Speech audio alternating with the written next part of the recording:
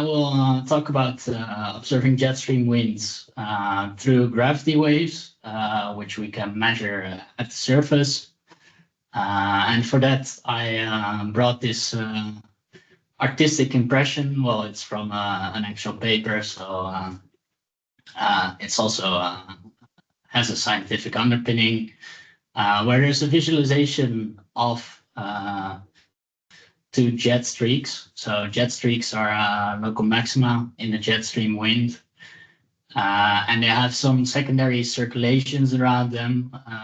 And you see the United States below it, where there's a strong snowstorm going on. It's some time ago. But I think this is exemplary of, well, how the jet stream can influence surface weather. So that's why we're interested in measuring it.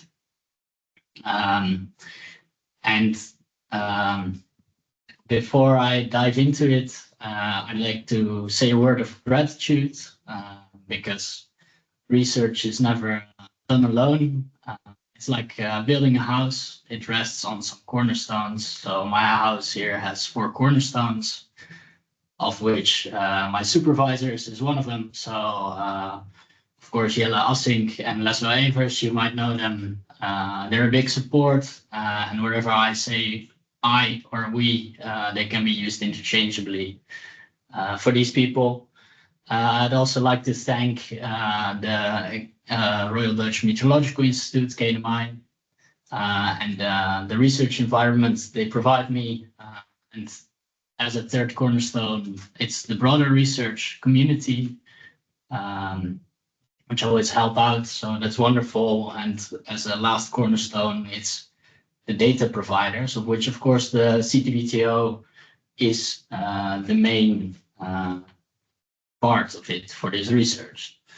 So having said that, let's get into the jet and why we want to study it. So I took a recent example of just last month, what was going on in Europe. So here in the Netherlands, in the northwest, we had a very dry month. And this had a lot to do with a so-called omega block pattern. So in the top right, you see a weather map where there's a high pressure zone overlaying Northwest Europe. And this was very persistent. So this had to do with the jet stream being split and having a south component over the Iberian Peninsula. So on the weather map, you can see Storm Lawrence there, which was part of a series of low pressure zones, bringing in a lot of weather, also a lot of precipitation on that area of Europe, leading it to be more wet than average for the month of March. Now, the jet stream you can see as this narrow band of winds. It's simplified in the cartoon in the bottom right,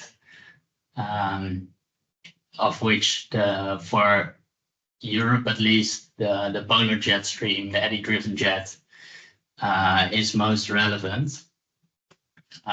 So this narrow band of strong winds in the upper troposphere, so that is from roughly 5 kilometers and upwards, so that's about 500 hectopascals, is very relevant for the weather we experience at the ground.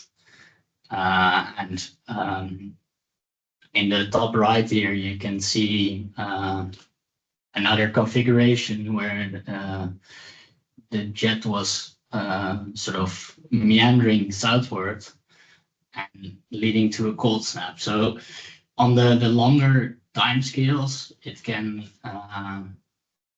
lead to droughts or heat waves or cold snaps. It can also pin severe rainstorms into one position, and it is well, dynamically coupled to the eddies it brings over the Atlantic to Europe at least, and interacting with them.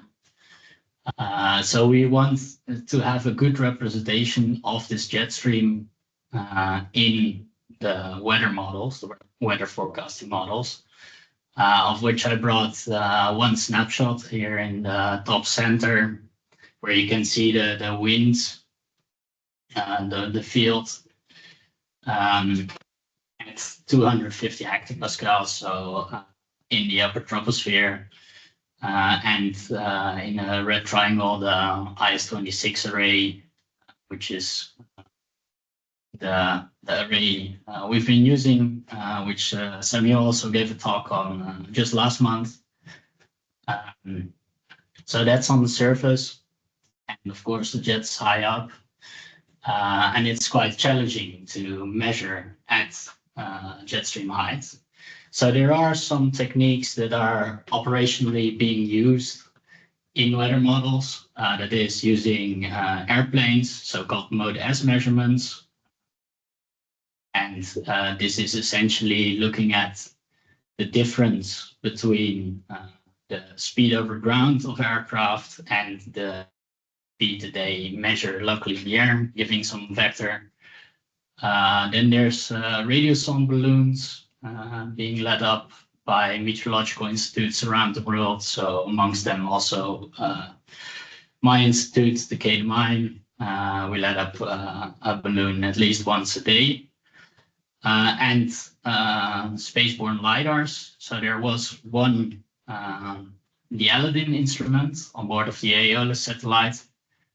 When it was operational, it had measurements of the winds in the upper troposphere, and that significantly improves the accuracy of weather forecasts.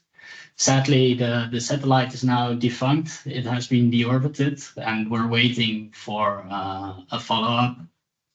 But of course, we also want to see if there's other ways, which is the way I investigate through looking at surface pressure measurements.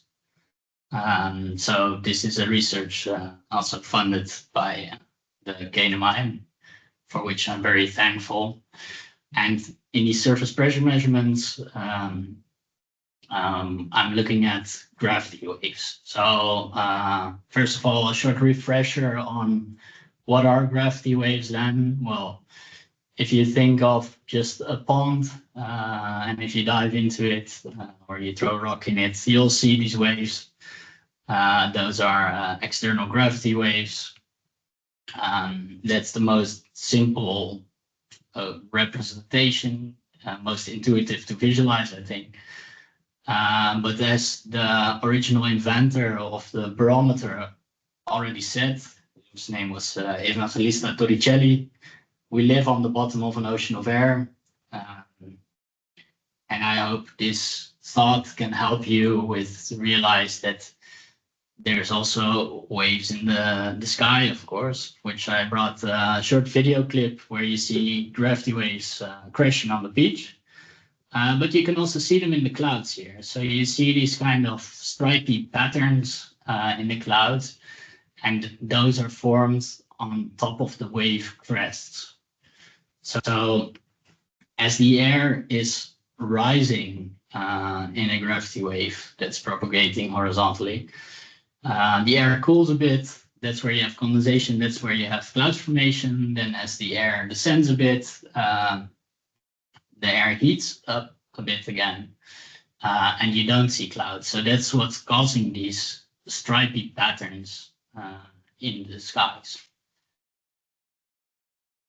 Those are sort of the 2D versions. Then I also brought this picture from the Book of Napo, which is a great introductory book, so I can recommend it, of a lenticular cloud. So there are these kind of lens-shaped clouds that are really a 3D wave, and you can really see the top of the wave on the lee side of a mountain.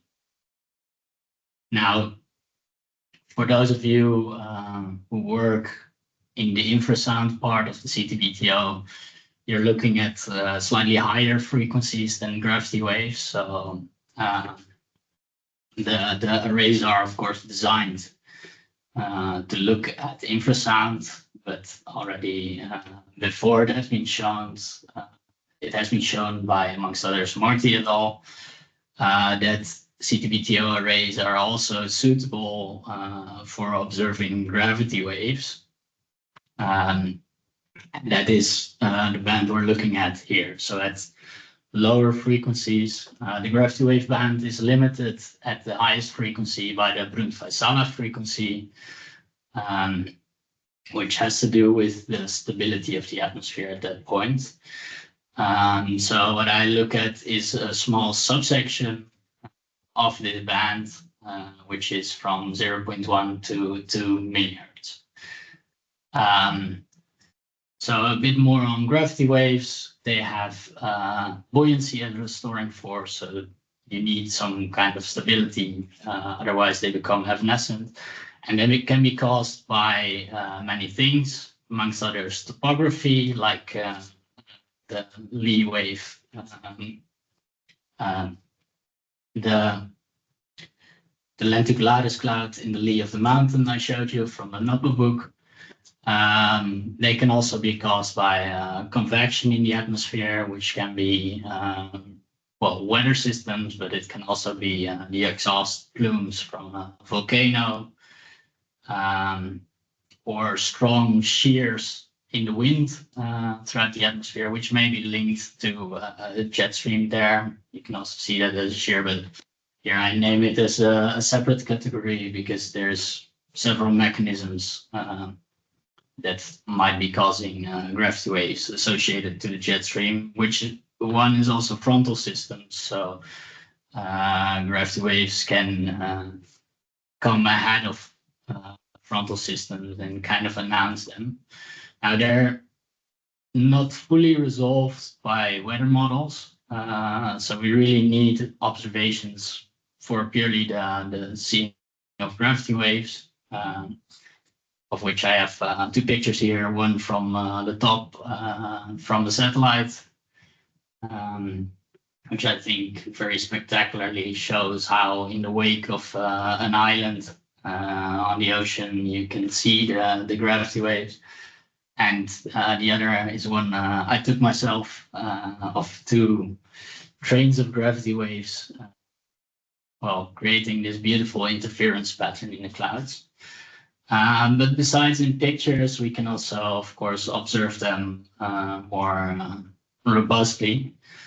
And we can do that through various techniques, which, of course, this talk is about the surface pressure measurements. So just as an example of how these waveforms look like, here's the IS-56 array in the USA, where you see the absolute pressure signal, and after we filter it down to the 0.1 to 2 millihertz band to exemplary waveforms, which we can use in a beamforming procedure where we use the similarities between these coherent waves traveling across the array.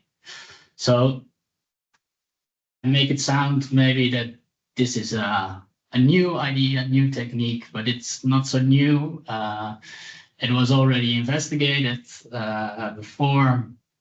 Well, in Newport, we're already at the right side of the Atlantic, so we're going to stay around that area and we're going to go to New York, well, the Hudson River, actually, where Haddon and Tolstoy in 1969 wrote a paper, or published a paper, on how they already observed gravity waves. And what they did, they used 4-hour windows to, well, do cross correlations on these waveform signals as some form of a beamforming technique to reconstruct the gravity waves overpassing them. And well, a bit of a a refresher on beamforming. So if you have an array of instruments and well, you have the waves traveling over, you can resolve for the time differences. You can also do it in frequency domain. There's of course many techniques to this, but the essence is you shift the signals, find the most coherent solution where you can reconstruct a direction, the back azimuth, and an apparent velocity, which can be slightly higher than the actual propagation velocity of the wave. Now, Heron and Tolstoy did this, and already in 1969, for a limited span of time, they found a relation, a rough relation between the gravity waves they detected and the reconstruction of the winds in the upper troposphere.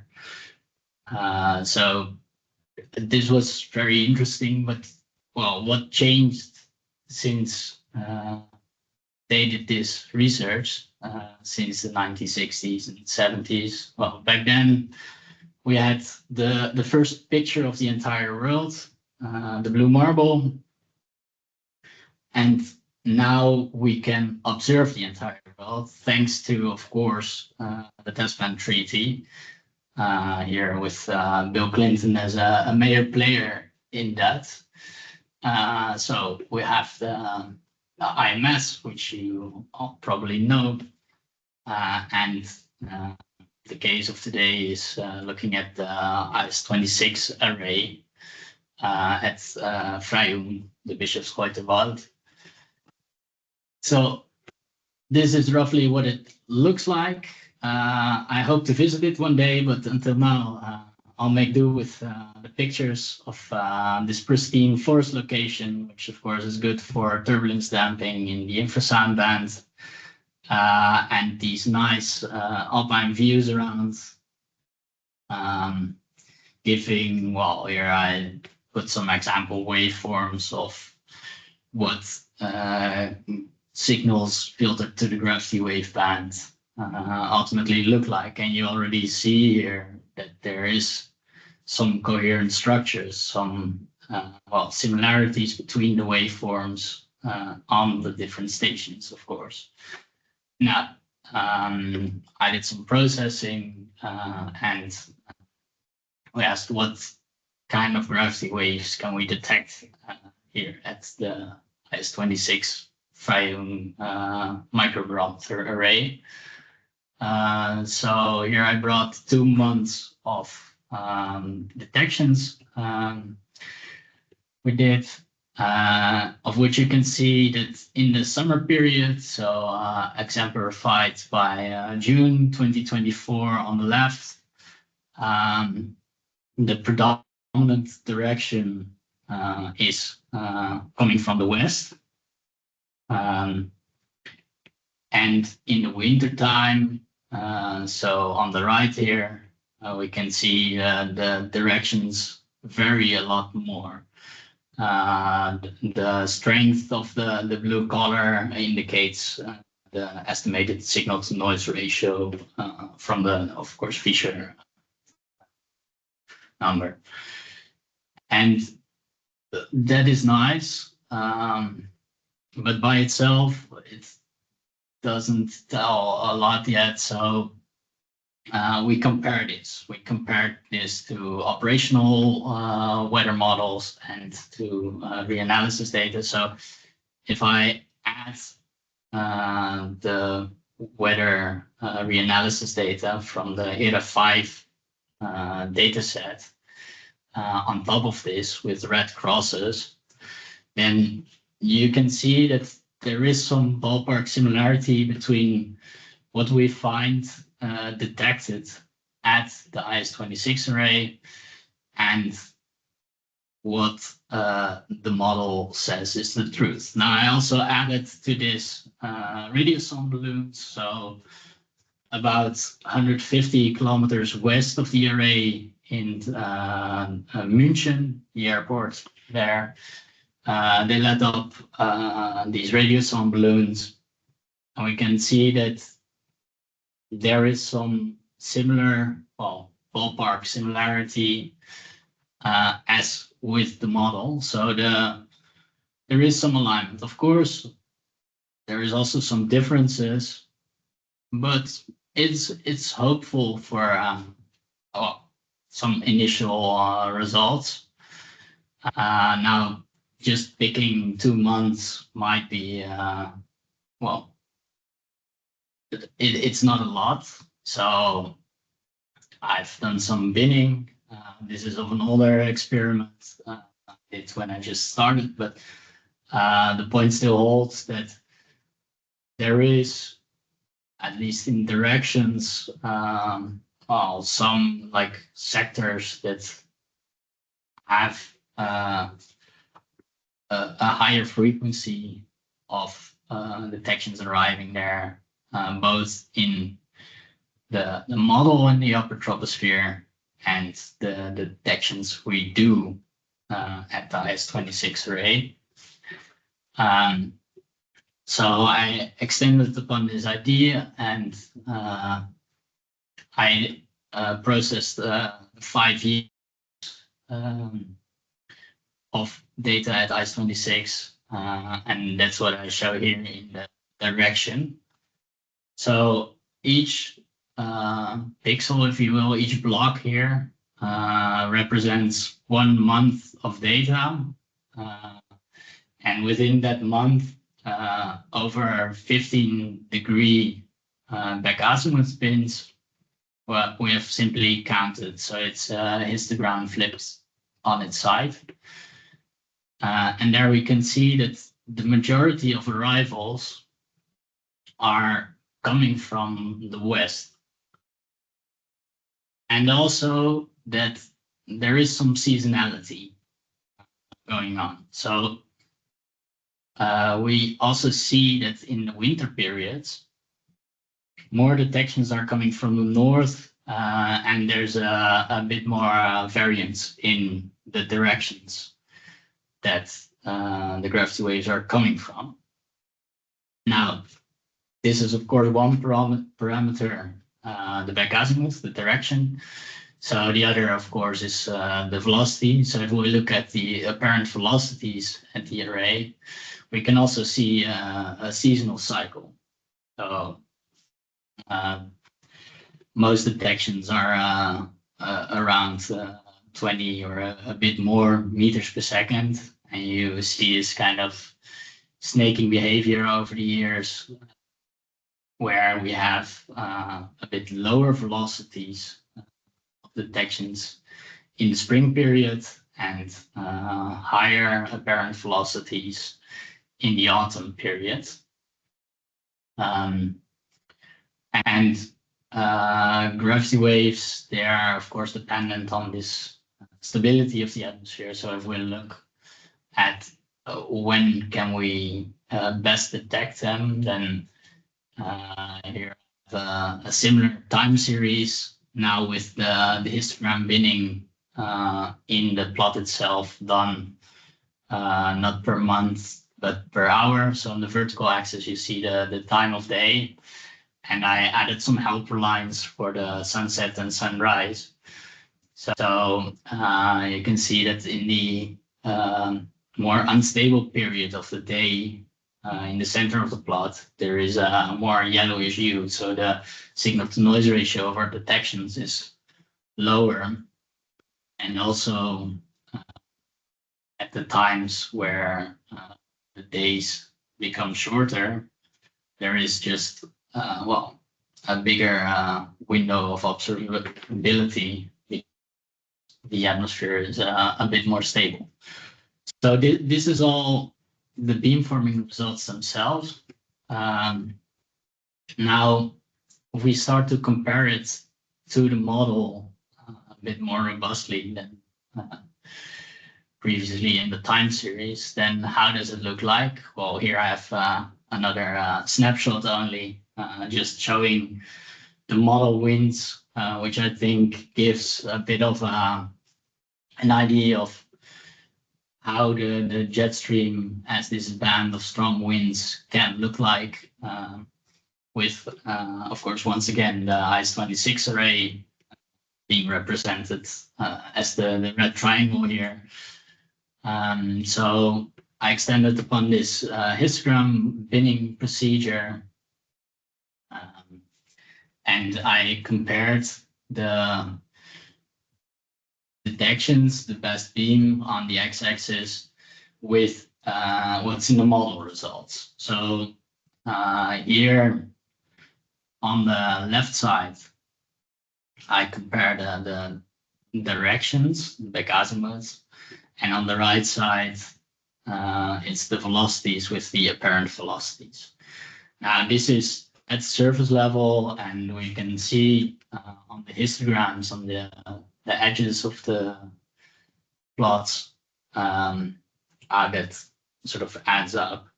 So on the right side of the direction plot, we can see that the model has a very strong, westerlies, and there's a little bit of bimodality. So there's a little bit of winds coming from the east, but most are coming from the west, and it doesn't really match up with what the detections are telling us. Now, for the velocities and the apparent velocities, we can see that, the apparent velocities are just way higher than the model winds this height. Now, what happens if we go up? Then we will slowly start to see that the model results here in these upper tropospheric layers start to better align with what we detect in the gravity waves at the array. Now, this is the model. If I look at those radiosonde balloon launches from Munich, the pattern is similar on all heights.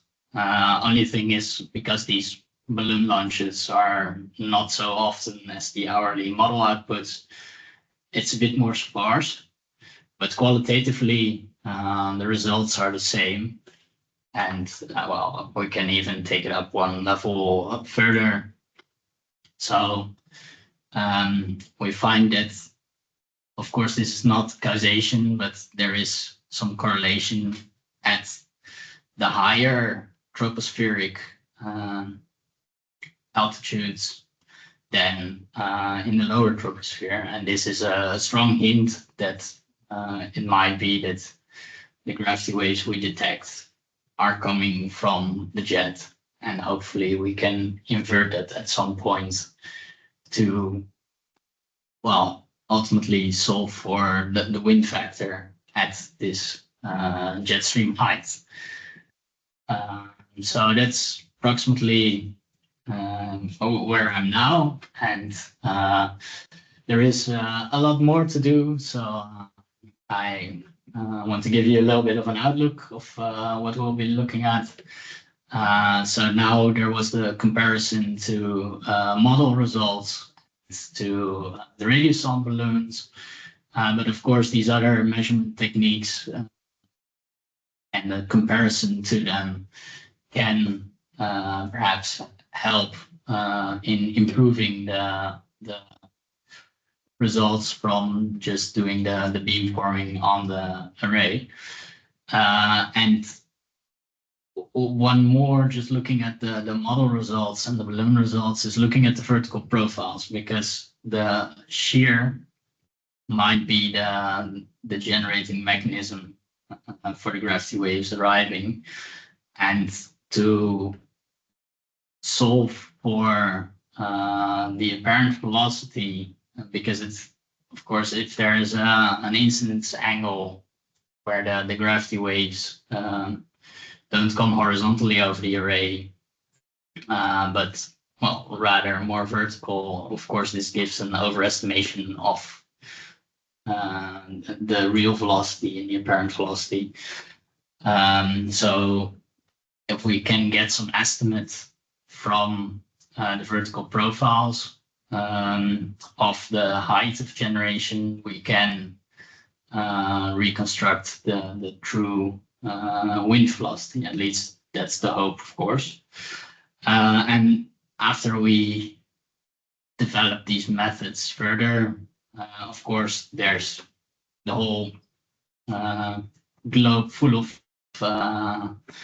IMS arrays, which some might be suitable to add as extra observations of the jet stream. Now, quick recap of what did I show you? So here on the left, you see one more time the comparison of the model results at some upper tropospheric height where we expect the jet stream winds to reside, where there is some correlation both compared to model results in the top row and balloon launches in the bottom row, and just looking at the detections themselves of what the temporal trends are. So better observability in stable periods and this seasonal cycle, both in back azimuth and apparent velocities. And with that, I also still feel the Easter vibe of last weekend. So I brought you this plot full of Easter eggs and a short video of how this jet stream winds look like over a longer period in the model, giving you a bit more of a sense of this sort of band of strong winds spanning the globe. And for now, I want to leave it at that. And I hope this was interesting for you. And I also hope you have many questions for me, because that always helps.